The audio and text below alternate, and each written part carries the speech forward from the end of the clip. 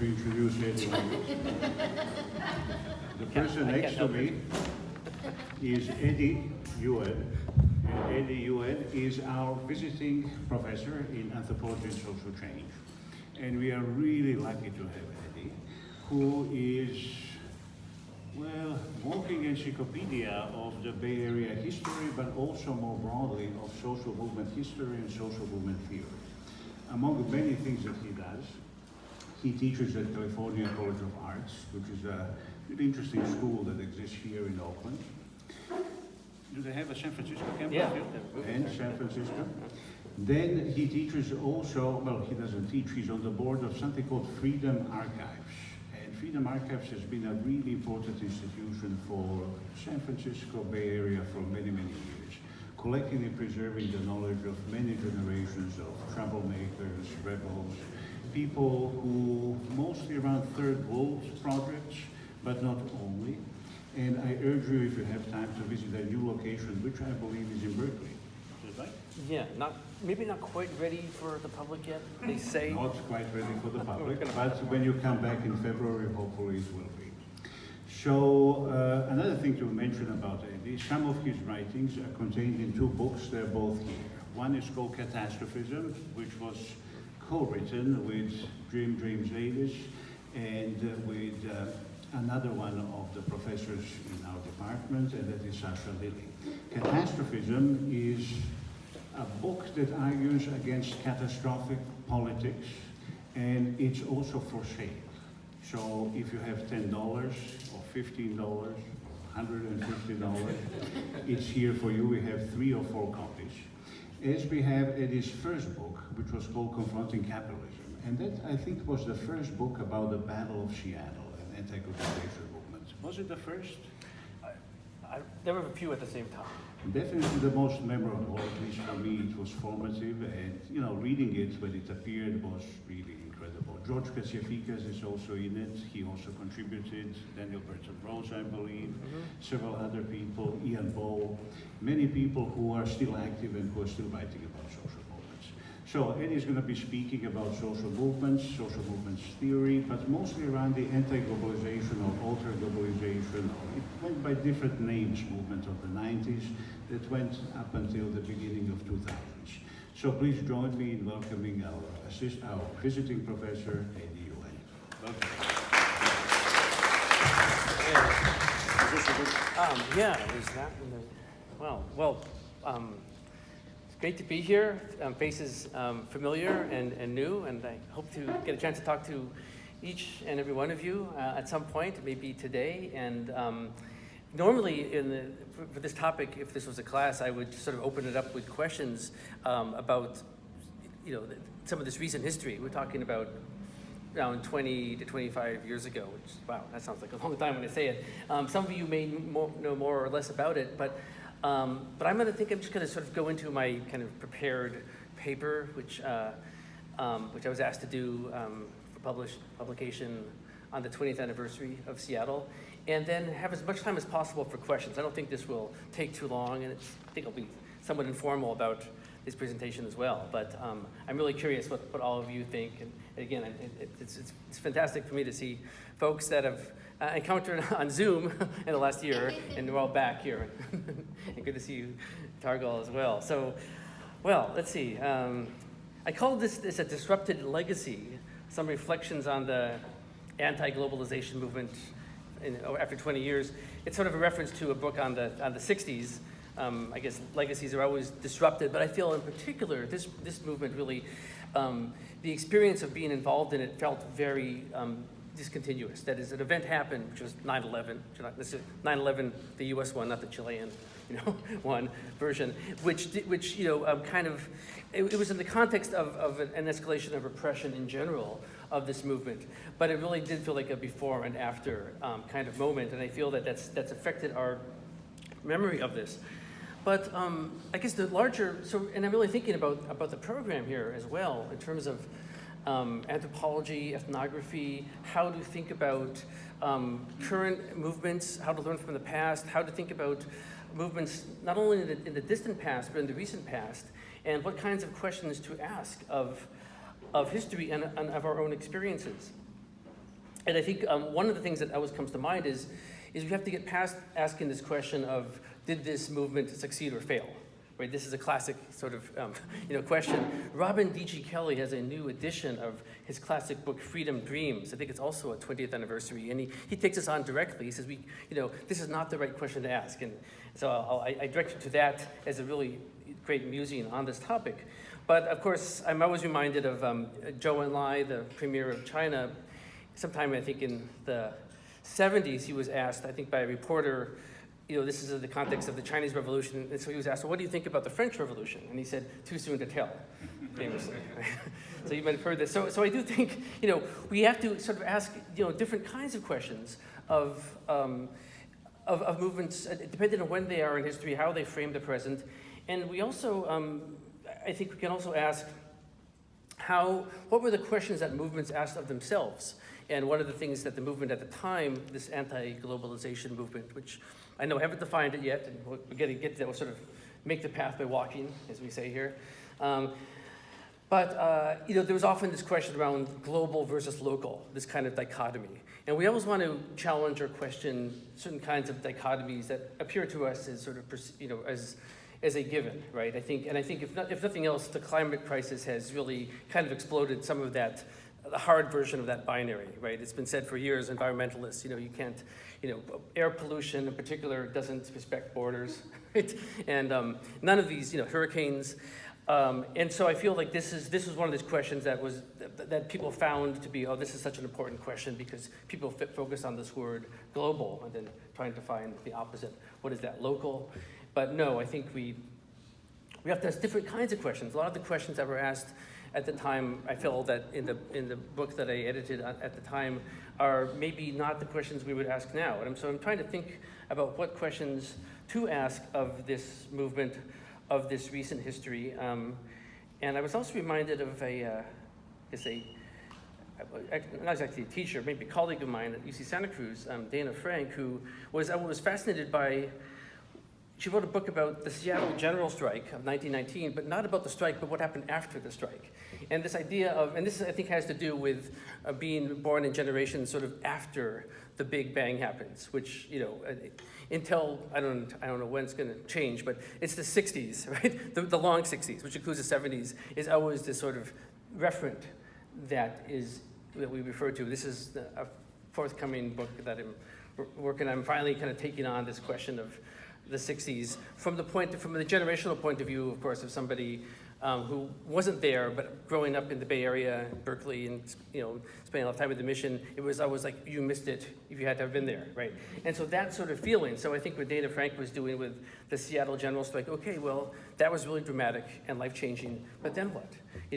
And so I feel a little bit about that with some of these events of anti-globalization, but also with Occupy and with other moments that we may experience, these sort of ruptures, these kinds of peak experiences, whatever you want to call it, whether on the personal level or something that feels to be incredibly life-changing, things that are going on right now. And I'm thinking in particular about in Iran. We have to take ourselves out of that news cycle and sort of say, okay, well, now there's going to be something else. But what about these other things, and how do they sort of stack up and interact with each other? I'm thinking about this long fetch of history, and so that's, I guess, by way of preface. And yet another, I guess, referent maybe to think about from the point of view of now is. We have this triple crisis right now, maybe more, but I can think of at least a triple crisis. The environmental crisis, climate in particular. This crisis of the expanding dispossession, the moment of a dispossession by capitalism, right? In particular, primitive accumulation. These are terms you'll encounter in here if you haven't already. This land grabs, people being forced from their homes, whether through warfare, through climate, through real estate, capitalism, or through debt. We see it all around us, of course, in this neighborhood, the whole Bay Area. But this is, of course, a global phenomena. This has been increasing.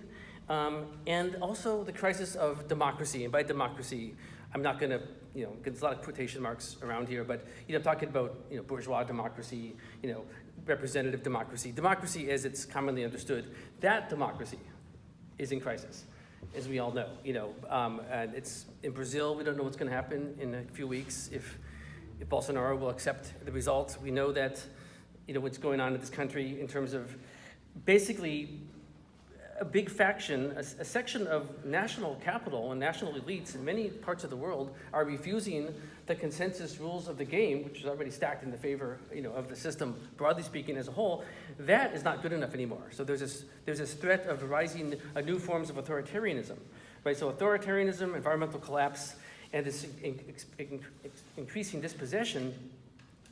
All these crises that are taking place now that we can look at, it's often we think about them, we can sort of understand it from the point of view of the logic of capital. That is, understand it, these are responses to crisis from above, if you like, right? I'm thinking about, because often someone said about Perry Anderson, Marxism for the Chancellery. There's a kind of radical analysis that's really interested in what are the elites thinking, what are the internal crises, the falling rate of profit, or inter-elite conflicts, conflicts between national blocs, right, which ordinary people should have no stake in, right? Horrible leadership in various countries of the world that sometimes go to war with each other, right? These are all these kinds of dynamics that we can understand these crises. But this is a way that can often ignore the movements from below that have also, to some extent, laid the groundwork or precipitated some of these responses that we're seeing in terms of these current crises. Now, obviously, the responses, I'm thinking here about the dispossession and the authoritarianism, are not the desired responses that social movements were demanding, but nevertheless, I think that in particular, the anti-globalization movement, through its partial success, it's kind of a key term here, like partial success, that it did, I think, create a new kind of system dynamic in which these responses that I mentioned, these crises, are part of, it's a part of history. That had this movement not taken place, and had it not challenged to its core the Washington consensus, this consensus, now we call it neoliberalism, right? This idea that there is no alternative, that another world is not possible, that the Francis Fukuyama end of history, that moment of the 1990s that was sort of at its peak, I guess, certainly in the United States, in the business press, in Western Europe, after the fall of the Soviet Union, that ideology, I think, was severely challenged, both at the level of debate, but also at the level of practice. It was challenged on the streets. And I think that is something that has set the tone for these crises that are taking place now. So that's kind of, I guess, maybe I often don't have only one thesis, but that's certainly one thesis. I think there's another one in here as well. But that is, so in other words, we can't only understand the current history by looking at, these different inter-elite, there was this challenge which has been, to some extent, forgotten.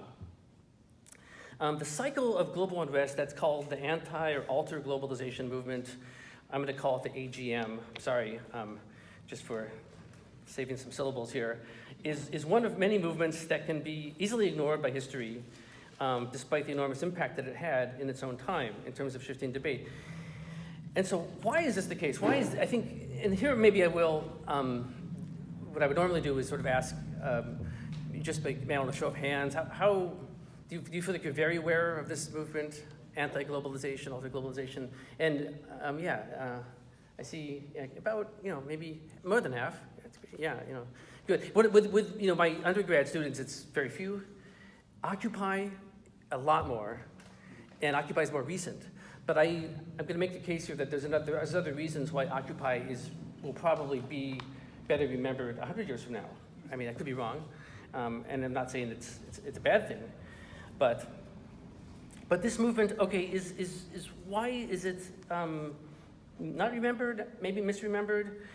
It was heterogeneous. That is, its practices, its goals, its ideologies were actually heterogeneous. It wasn't unified. That's not a bad thing. That was sort of one of the merits of the movement, one of the great slogans, many of which came from the EZLN, the Zapatistas, which is a big part of the program here, a huge influence, one of their many brilliant slogans was one no, many yeses. So I think this, when we say, well, it wasn't coherent ideologically, that doesn't mean it was incoherent, far from it. It was that it was pluralistic with regard to forms of opposition, forms of resistance, but it was naming a common enemy. It was naming a system which was hegemonic, right? Another word that pops up a lot. You know, it was a system that felt confident enough to declare victory, right? That's why we had these summits in places like in Seattle and Prague, and so this movement was, to this extent, somewhat different from other kinds of movements that we often think of. It's not associated, for example, of the old left. We think about certain organizations in the United States, the Wobblies, IWW, the Communist Party, or certain individuals, Eugene Debs, for example. In the New Left, the 1960s, we associate with the Black Panther Party, Students for a Democratic Society, individuals, Malcolm X, Martin Luther King. You wouldn't say that about the anti-globalization movement in the same way. And of course, not only Ken Burns, but I think many historians will look to that and say, well, you know, history is either about great men or, you know, some key organization, you know, conflating movements and organizations. So that's one piece, maybe. But I think another, of course, misunderstanding has to do, and again, I'm guilty of this almost by necessity, you know, the Battle of Seattle, this phrase. You immediately have to make a qualification or a caveat or almost an apology when talking about this, as I always did when talking about it, because that was a referent, and he'd say, no, but it didn't start in Seattle. Everybody always said this. It didn't. Seattle was the moment when this movement arrives in the global north, or the overdeveloped world, or the first world. I'm using all these terms to show, you know, that these terms shift, but to be clear what we're talking about. That is the metropole, the core nations, those who were controlling these financial institutions, were laying waste to the global majorities. The countries of Africa, North Africa, Middle East, many parts of East Asia, South Asia, Latin America, the Caribbean, they were all being devastated by the policies that were being literally decided in these financial institutions, the World Bank, the International Monetary Fund, and the World Trade Organization. That was the ministerial meeting that was taking place in 1999 in Seattle that sort of announced to the world, oh, there's this new movement called anti-globalization. People weren't happy with that one either. Okay, but the movement did not start in Seattle, and so there's a bit of a confusion there, because if it doesn't start in Seattle, then it doesn't necessarily end in, for example, Geneva. In Geneva, Italy, that was, you know, instances of this is in 2001, police violence in Western Europe, which is quite rare at the time and still is, resulting in the fatality of one demonstrator, Carlo Giuliani. But also, this was 6 weeks before 9/11, and so there's this kind of moment where the door seems to slam shut historically on this phase of the movement. But in fact, if the movement doesn't start in Seattle, neither does it end when these large-scale summits are occurring. So we have to have a somewhat different way to frame it. And this is all sort of explanations of why maybe this movement has sort of been forgotten. The terms and language that the movement itself utilized have also shifted. Globalization is not spoken of as much. It was very shortly thereafter that neoliberalism, right, becomes the term that's on the lips of those who are critical of the existing order of capitalism. You know, and there's a long history of that term, which, again, we'll encounter in the programs at the school. And David Harvey's written a great book on it. But at the time, you know, globalization sort of stood in for that. And now, I'm curious what people think, but it seems like when globalization is invoked, it's invoked by right-wing critics of this, of something, as opposed to declared by its advocates. You know, Thomas Friedman, for example, in the New York Times in the 1990s, they're all pro-globalization. Then it was savaged by its critics, really coming from the global south, very successfully, and now it's sort of been, to some extent, abandoned. So it was the preeminent swear word of the left for a moment, and so then once the term fades into relative obscurity, then people can say, well, it's not that globalization doesn't exist anymore, but that movement is sort of dated, you know, by that measure. I think that, though, amongst these reasons, really, as is often the case with movements that are forgotten, it's the fact that people don't see the victories. People either see it as being defeated or that the victories were partial at best. And that many people who participated in it at the time didn't feel the elation of victory. It felt, I mean, in some of these big demonstrations, in particular Seattle and Prague, and there are some of these large protests, and certainly at the global level, from the Zapatista uprising to the Caracazo in Venezuela, which was a horrible event, which many hundreds of people died in Caracas, but which really, I think, that really set in motion what later becomes known as the pink tide in Latin America. That was a high point of what we, in hindsight, retroactively in hindsight, call anti-globalization. It was a massive uprising against austerity measures in 1989 in Venezuela. There would have been a sense, I think, of some victory at some of these moments that I mentioned.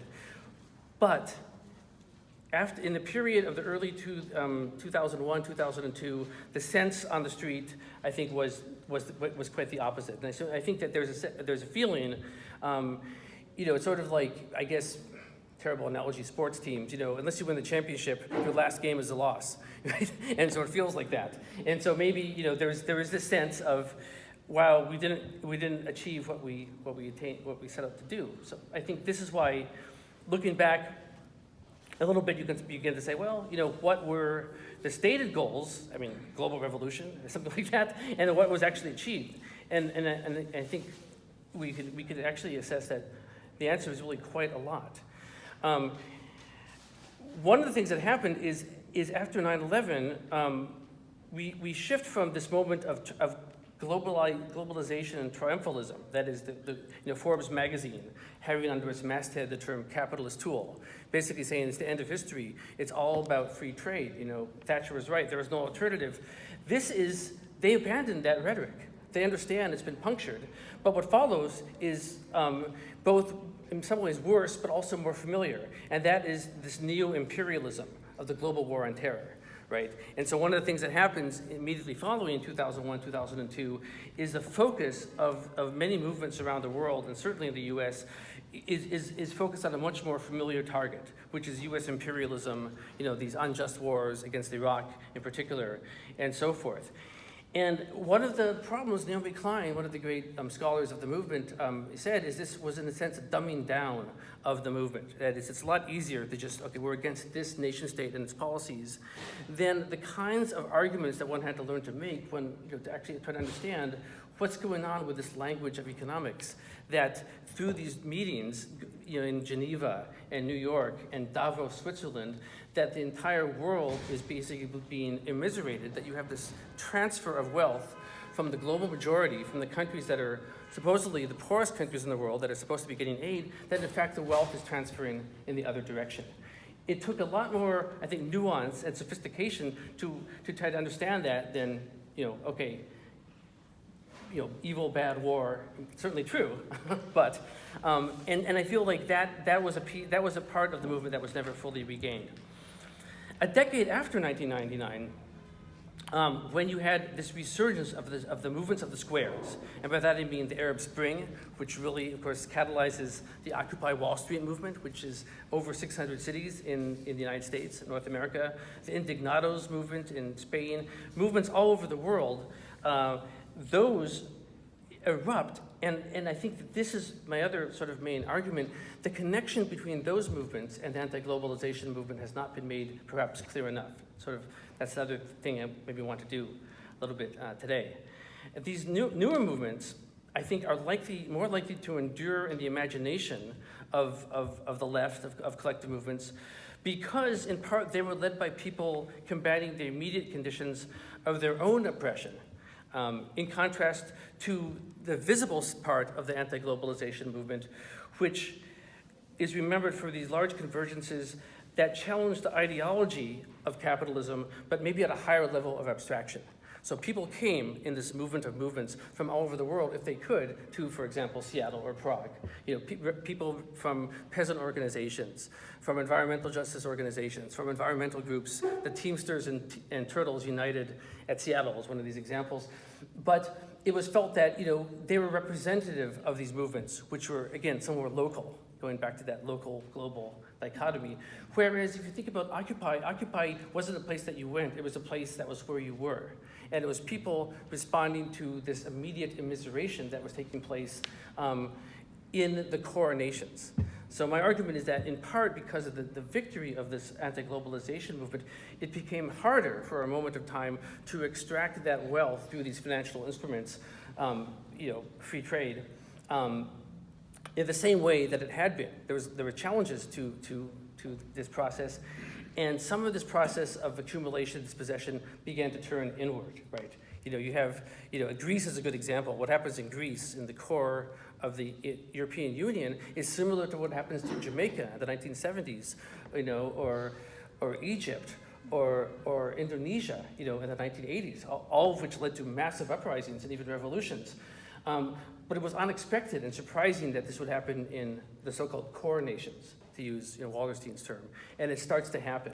And so we don't want to ever become accustomed to the kinds of misery and dispossession that are taking place in any city in the United States, in any rural area in the United States. It's each year is worse and worse, and even compared to 20 years ago, it's at a different level. And I think that there is a connection between these phenomena.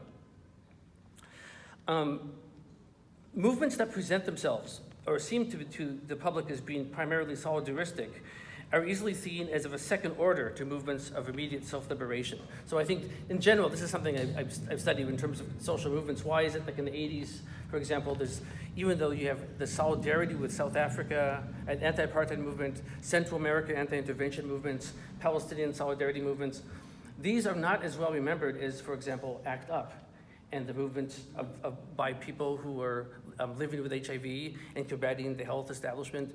And I think there's a way, I've seen this with students responding more to people acting on their own behalf against their own oppression than what seems to be solidarity. So that's just a question to put out there. It's not making any sort of judgment about it, but I think that the anti-globalization movement at times is seen as a second order movement. And my argument is that it's something more complex, more kind of a hybrid. And also that it's also a virtue that this movement was able to bring together such diverse movements, an assemblage of movements, to be able to aim higher at a target that was maybe more abstract. I mean, that sounds, that's not a favorable word, right? We want to be concrete. But be able to say, no, there's something going on here. That's the one no, that brings us together, that we have something in common, right? And I feel like this thread is, this thread being lost, in part due to the repression of the movement, in part due to the movement sort of dissipating to its constituent parts, this has led to this kind of vacuum in terms of understanding of globalization that has allowed the far right to enter into this space. We know that history abhors a vacuum. What's the phrase from physics? Well, nature hates a vacuum. Globalization, neoliberalism, in its zombie form, right? It's been defeated at the level of debate. They still teach it, I guess, in economics departments, but look what happened with Truss in the UK. Basically, you're gonna bring in a Thatcherite program. The financial system said that's not gonna work. We tried supply-side economics 40 years ago. You can't cut taxes for the rich and still, expand the programs that you want to government with, how is that gonna work? They don't have any other ideas, right? That idea, that zombie idea of free market economics lingers on, like it limps on like a dying beast. But the critique of it, which was led by this movement, anti-globalization movement, is now coming from Donald Trump, from the neo-fascists in Italy and in Sweden, and possibly in Bolsonaro, and possibly the BJP in India. It's incoherent, but they're at least able to make gestures against the elites, the bankers, right? The globalists.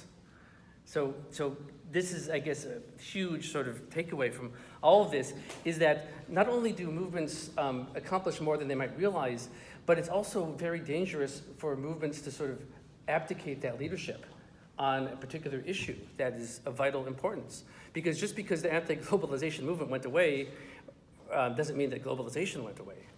And the free trade deals were definitely undermined. Some of them were scuttled outright. There were some huge victories, just concrete victories. The MAI, the FTAA, some of these horrible acronyms, we don't have to know them anymore because they were defeated.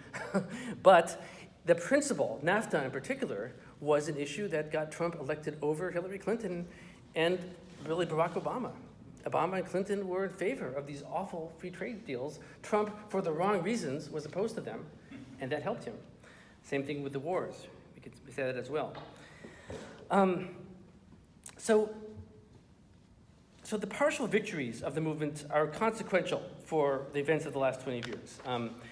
As I just said, they've created a space inadvertently for the populist far right to fill in the vacuum of his absence. And so really can ask, if there hadn't been this powerful movement, would that neoliberal consensus have been able to drag on, right? If they'd just been able to have their celebrations, as Tony Blair said in Geneva, there's 500,000 people on the streets there, but we're the leaders. Don't they understand? We're the leaders, right? And this is an elected, democratic leader. He's not a demagogue. He doesn't think he is. But they were so dismayed, the global leaders, the Bill Clintons, the Tony Blairs, all of them, that the people of their own subjects were speaking out so vehemently against this regime that they had presented as being inevitable, this economic regime, which was never meant to be voted upon. What was the regime in short? The idea that free markets, in the free markets, investors have rights, investors being corporations, capital in general, which supersede any and all national laws that would protect workers, environments, human rights, or sovereignty. Right? That's the basic principle. And we can sort of see how the right-wing truncated version of this lives on, right, in the absence of this powerful critique.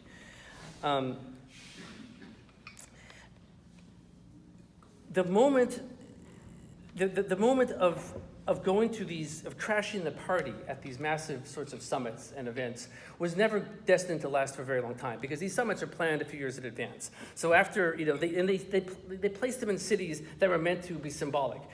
Seattle, the capital of aerospace and Microsoft, and maybe even Starbucks, right? All these, jet fuel of capitalist, hyperactivity.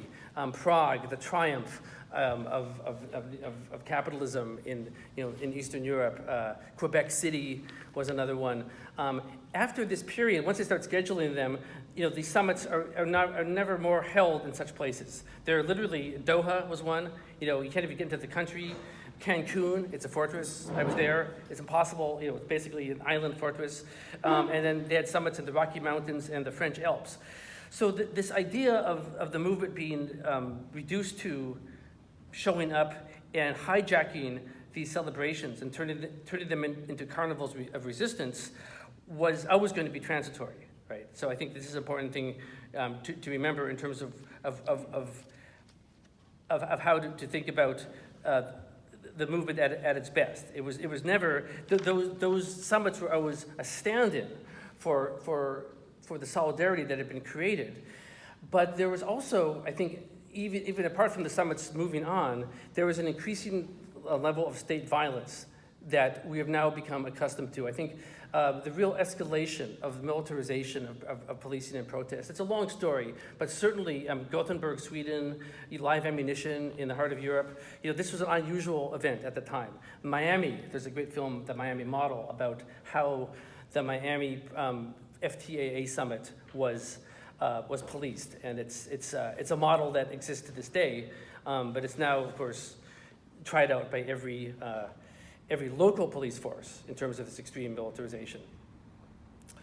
So the triple crisis, to me, of the current moment, it feels to me that the globalization movement, in a certain way, kind of creates the parameters for at least the immiseration, the increased exploitation of the within the global north, and the increased authoritarianism. And I think the reason for this, my argument is that, in part, that it became necessary, also after the failed war on terror, the failed attempt to create this new American century, right? It failed on its own terms. If you remember, the Iraq War was meant to Paul Bremer wrote a constitution for Iraq that was the neoliberal fantasy. It was kind of like Chile's constitution under Pinochet. This was not, this did not work, to say the least. And I think movements haven't taken enough credit for that, and specifically the Iraqi resistance, of course, which is very multifarious. But Iraqi people suffered enormously, and still to this day. But that project did not work, and it was up to Trump to speak the truth that no Democrat or Republican would say. He said, and we didn't even get the oil. You're not supposed to say that. What was it ever all about? I mean, not the oil for your SUV, but the oil to control geopolitically in this sort of new great game, with China and so on. And so the failure of that project and the failure, the challenge to this regime of free trade, I think led to this inward turn, especially I'm thinking of the United States. And it's not just a Trump. It's like Barack Obama. Remember, he comes into office saying, hey, we're going to not be energy dependent anymore. He understands the Iraq War has failed. You're not going to get that cheap, accessible oil that's going to break, the power of Venezuela, in particular, or Iran. So what does Obama do? You start fracking. You start turning to the interior of the North American continent, and basically the first frontier, right? The settler colonial frontier that's always been, never fully developed. It was always held in reserve. Now is the time to do it.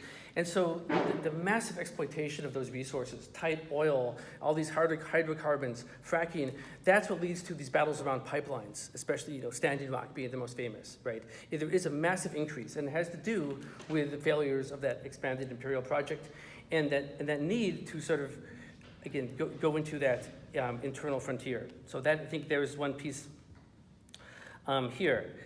The new imperialism failed in its own terms, and rather than ushering in the new American century, it actually led to this accelerated decline of the United States. And so we can just see the shift in the rhetoric from the new American century to making America great again. It doesn't take too much, to parse. What does that phrase mean? It means restoring, applying the means of violence that have been used in Iraq and Syria and Libya internally, even more so, even more directly, and targeting particular populations. The very overt racism of Trumpism, it's not a coincidence. It's basically American America Great Again is going back to the White Republic, going back to a time and place when people knew their place. And that means this racial order. Trump's favorite president is Andrew Jackson. Women knew their place. LGBTQ people knew their place.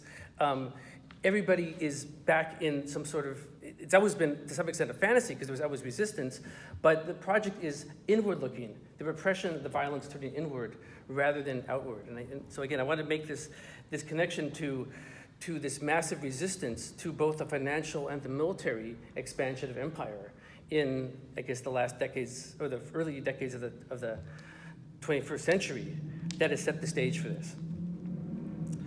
How am I doing here? Oh, wow. I went off script because I don't like scripts, and and I think that's most of the main points. There's a lot of questions I know I didn't fill in. What was this movement? How do we define those kinds of questions? So I'd really rather just open it up, I think. But yeah, so I hope that was somewhat clear, if not too simplistic. And, okay, thank you.